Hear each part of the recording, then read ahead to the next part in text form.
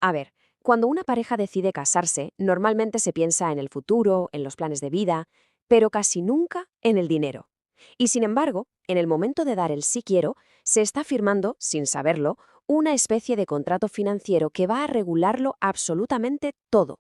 Pues sí, esta es la primera gran sorpresa para mucha gente. La respuesta a esa pregunta es un sí rotundo. Aunque sea un tema del que no se suele hablar, en el momento en el que hay un matrimonio, la ley, de forma automática, establece unas reglas del juego financieras. No es algo opcional, ¿eh? Simplemente pasa. Y a estas reglas, a este marco legal, es a lo que llamamos el régimen económico matrimonial. Piénsalo como si fuera el manual de instrucciones financieras de la pareja. O sea, para que nos entendamos, es lo que decide qué es de quién. Por ejemplo, ¿los sueldos son de los dos o de cada uno? Si se compra una casa, ¿es de ambos por igual? ¿Y qué pasa si uno de los dos contrae una deuda? Bueno, pues todo eso lo define el régimen económico. Es el sistema que pone orden en la vida económica de la pareja. Y aquí viene algo que es clave entender. La inmensa mayoría de las parejas no se sienta a hablar de esto antes de la boda. No es una conversación muy romántica, la verdad. ¿Y qué pasa entonces? Pues que si no se elige nada, la ley elige por nosotros. Se aplica un régimen por defecto, que además depende del lugar donde se viva. Vale, entonces en España hay principalmente dos sistemas, dos grandes modelos. Vamos a verlos, porque son bastante diferentes entre sí.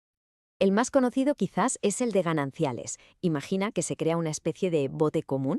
Todo lo que se gane y se compre durante el matrimonio, por regla general, va a parar a ese bote y es de los dos al 50%. Luego está la separación de bienes, que es pues justo lo contrario. Aquí no hay bote. Cada uno tiene lo suyo, gestiona lo suyo y es dueño de lo que genera. Lo que era de alguien antes de casarse sigue siendo suyo y lo que gane después también. La separación de bienes, por ejemplo, suele ser útil si uno tiene un negocio, para que las deudas de ese negocio no afecten al otro. Bien, y ahora vamos con un tema que suele generar muchísima confusión. Hay una idea muy extendida de que en España el régimen por defecto es siempre el mismo, pero no es así. Es verdad que en la mayor parte del país, por ejemplo en Madrid, en Andalucía, en Castilla-La Mancha, si una pareja se casa y no especifica nada, se aplica el régimen de gananciales. Automáticamente se crea ese bote común del que hablábamos. Pero ojo, y esto es súper importante saberlo, porque en Cataluña, la Comunidad Valenciana, las Islas Baleares o el País Vasco, la regla por defecto es la contraria, la separación de bienes. Esto quiere decir que muchísima gente puede estar casada en estas comunidades pensando que comparte todo cuando la ley dice que cada uno tiene lo suyo. Vale, y ahora vamos a desmontar otro mito muy común. Mucha gente oye gananciales y piensa, vale, todos de los dos, todo a medias, pero la cosa no es tan sencilla. Tiene sus matices.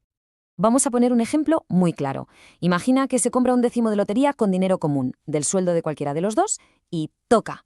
Bueno, pues ese premio es ganancial, va al bote común y es para los dos. Lo mismo pasa, por ejemplo, con los salarios o con la casa que se compra durante el matrimonio. Ahora bien, aquí está la gran excepción. Que se esté en gananciales no significa que todo, absolutamente todo, sea compartido. Hay ciertos bienes que son siempre privativos, o sea, que son solo de una persona. Por ejemplo, todo lo que cada uno ya tenía antes de casarse.